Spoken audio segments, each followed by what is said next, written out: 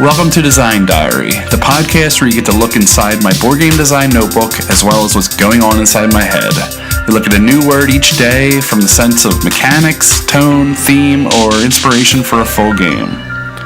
Today's word is Hachure, to denote surfaces in relief as on a map by shading with short lines drawn in the direction of the slope. So Hachure is extremely specific. Some of these times they're a little more wide open, but it's the lines on the map. So you look at a map, an older map generally, where they have just black lines, and the black lines are generally pretty close to each other, showing that, you know, it's getting a little higher here. And then the thicker they are and the darker they are, which is it's not that easy to read. I mean, it's looking at it, you can see this is a darker area, but the thicker and darker they are, the higher the slope. But then when you get to a peak, it goes back to nothing, flat, white, or whatever the base color of the map is. So it's not the easiest thing to read, because if I look at a white area on a map without the context of what's around it, I don't know if it's elevated or not. But it's not about the exact elevation as much as the slopes. So you can see that this town or this little village is on a slope by looking at like the lines that are, if it's in between the lines, but you don't know necessarily if it's more elevated than the village next to it. So it's a very specific, just to show these slopes. And if you look, the wider you go, the more you can compare one area to the other, to another, based on, you know, the Hachure around all of it. So it's really interesting. But my first, and I wrote and only, thought was a map-based war game about having the tactical advantage of height. I believe height is almost always preferred, except there was one scenario where I could think where it wasn't, was if you were cornered on a mountaintop, or even like stranded on a mountaintop with no resources where you need to go down to receive them, or just the fact that there's only one way out and it's down.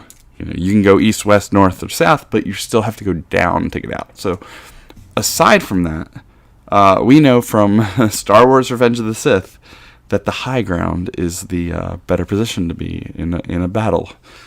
So I thought from there about this game, and the idea would be that just a regular tactical war game on a map.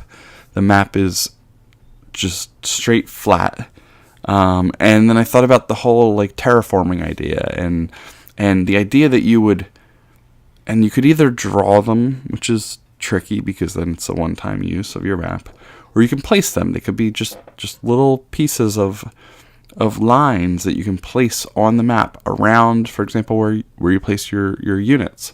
So I place my units on the map, and I start to put these little Hachure marks around it.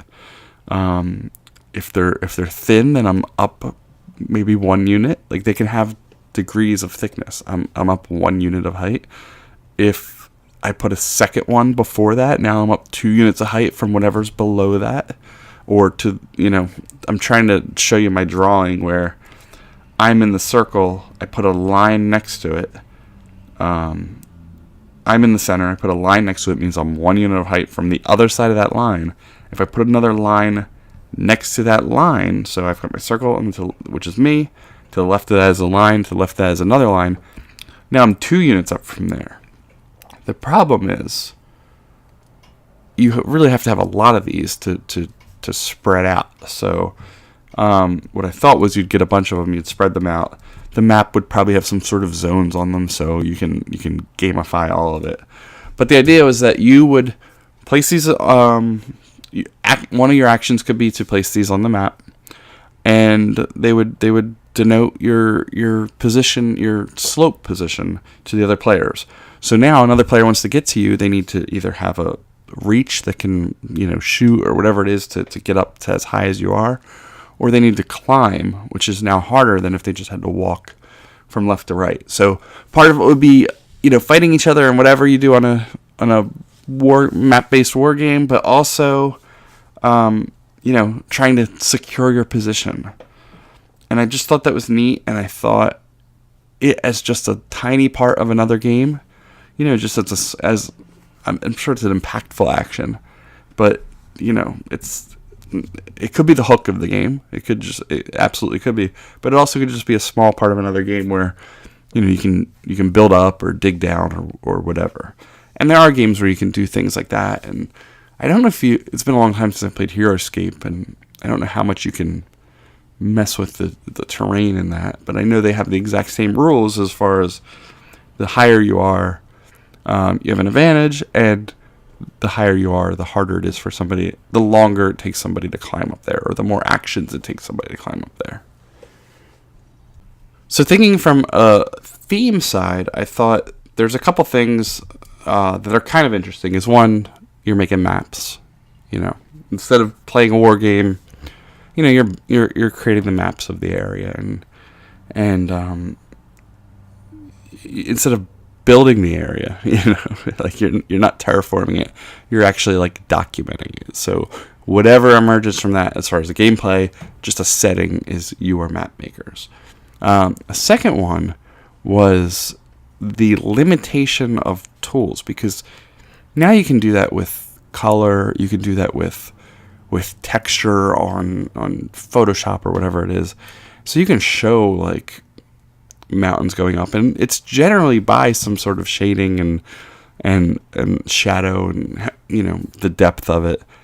But what I was thinking was just those limited resources in showing something, because when you only have one color you're working with and you're making these shades, you can make them light, you can make them dark, you can make them thick.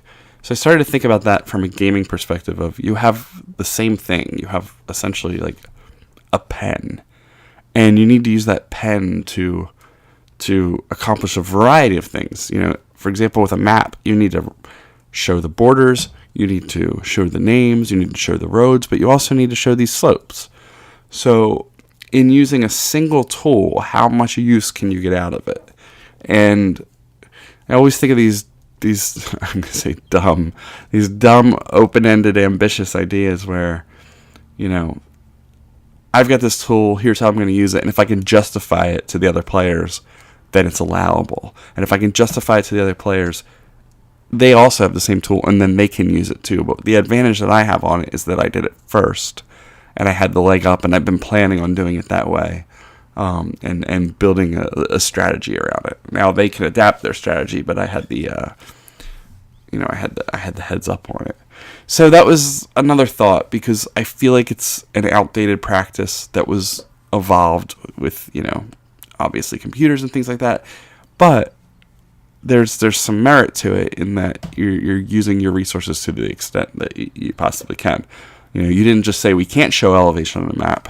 You found a way to show it through thickness of lines and things like that. So a single tool, and how many ways you can use it, and if you can justify it, it becomes allowable and then accessible to everybody. And that's it. That's my Monday morning Hachure. If it inspires something for you, and please share and let me know, because I think for me it's like, what can you do outside of map building? It's either a theme or it's a mechanic, and you're using it within the game. It's a hard one for me to get wide open on unless I give it some real thought. So I'm sure you can. So if you do, please share. All right, we'll see you again tomorrow. Thanks again for listening. I'll see you.